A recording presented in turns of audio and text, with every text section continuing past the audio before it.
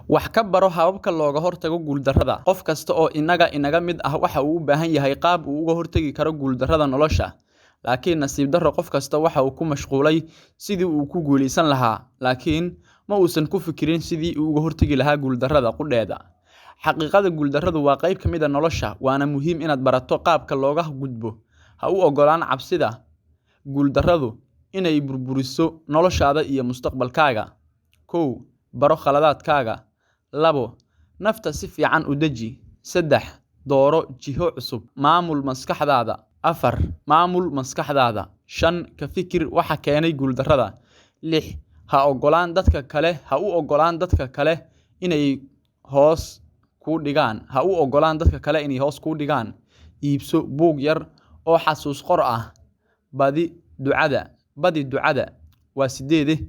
Iyo sidoo kale lamarka 9aad ee ugu dambeeya oo ah Allah subhanahu wa ta'ala ee ku abuurtay. Aamin.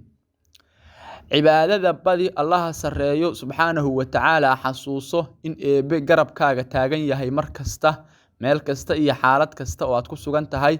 Ogsoonow inuu Allah awood ku siiyay mar kasta oo u mahadnaq. Aqbal in aad tahay qof uu Allah sharfay.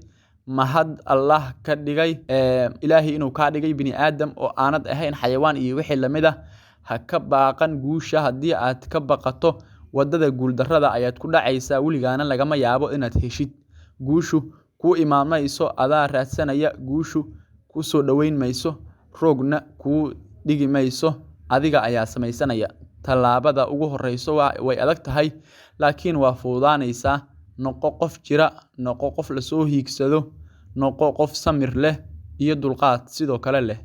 Adi ha is xaqirin inta aanay dadka kale ku xaqirin. Isku kalsoonaw oo niyadda wanaaji. Wadada guuldarrada waad ka badbaadi insha Allah. Fikirkiina saaxiibayaal, mowduucan ku saabsan inala wadaaga maadaama aan idinla wadaagina ilaa 9 qodob oo aad kaga hortagi kartaan guuldarrada.